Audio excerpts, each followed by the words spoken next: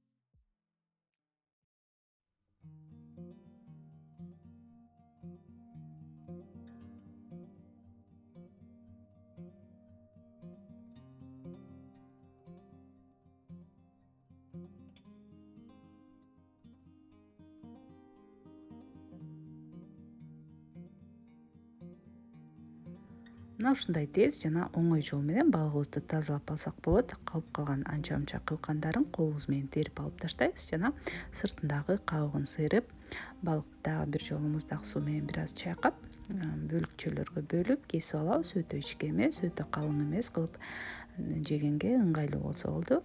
Андан кийин идишке салып, бул жака биз азыр пияз кошобуз. Пиязды дагы ичке туурап алабыз. 2-3 дана пияз жетиштүү болот. Ал эми көк чөптөрдөн бир аз укроп кошобуз.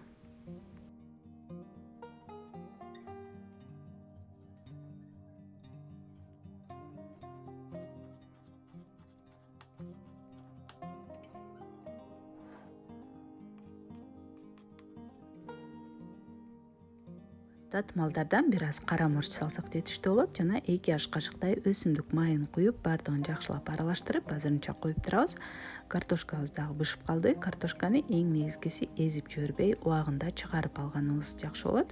Эгер чоңураак картошкалар болсо, анда 3-4 бөлүккө бөлүп коебуз. Менде баардыгы майдараак болгондуктан мен дароо эле кууруп баштадым.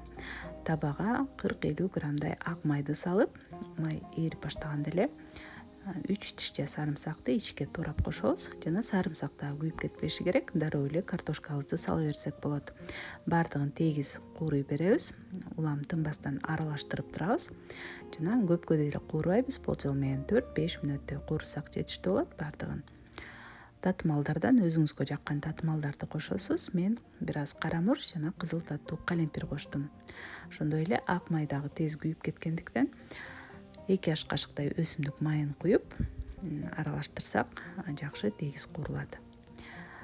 Бир аз убакыт кууруп алгандан кийин эле көк чөптөрдөн укроп коштум. Укропту салып, баардыгын жакшылап аралаштырып алабыз. Ошо менен картошкабыз дагы даяр болот.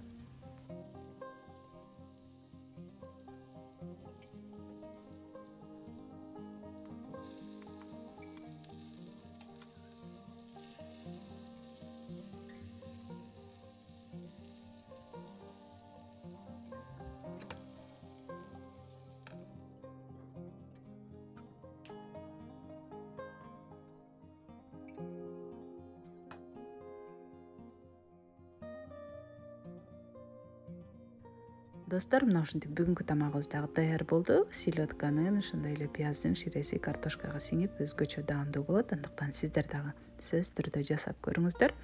Ал эми видео жакса, пайдалуу болгон болсо, лайк басып коюуну унутпаңыздар. Ошондой эле каналыма катталып, достор менен бөлүшүп, комментарий жазып турганды дагы унутпаңыздар. Көргөнүңүздөр үчүн чоң рахмат. Кийинки видеолордон көрүшкөнчө саламатта калыңыздар.